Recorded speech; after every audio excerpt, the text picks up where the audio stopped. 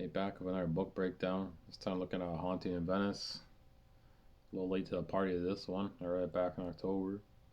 It's a bit of book humor there because this book's actually called A Halloween Party by Agatha Christie. They just did the whole movie tie-in, slapped a new cover on it, and gave it a new title, which I don't know why they did because the book has absolutely nothing to do with the movie, and the movie has absolutely nothing to do with the book.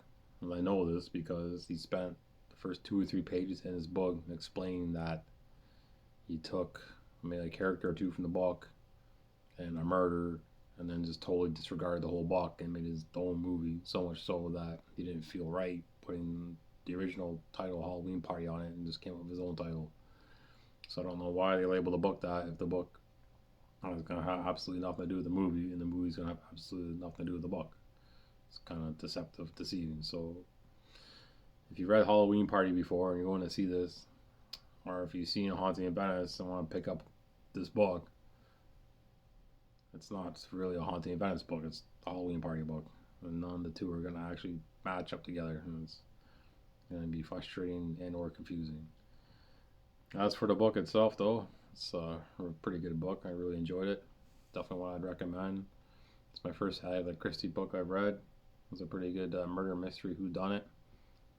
I thought I had it figured out about halfway, 3/4 of the way through, but at the end, turned out I did not have it figured out.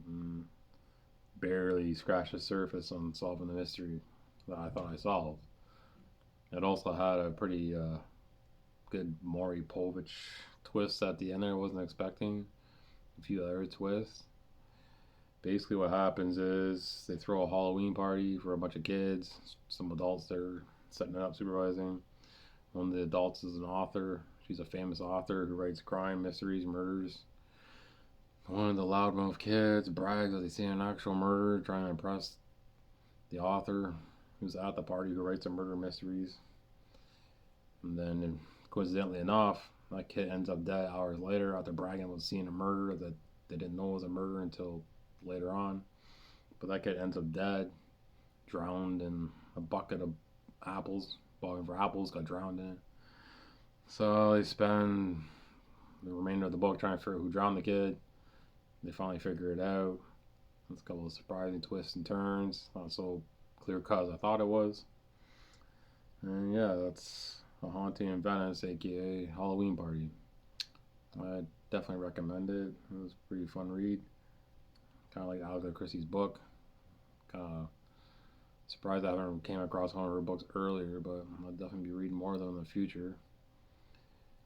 And yeah, that's my take on the Halloween Party, or I guess technically A Haunting in Venice.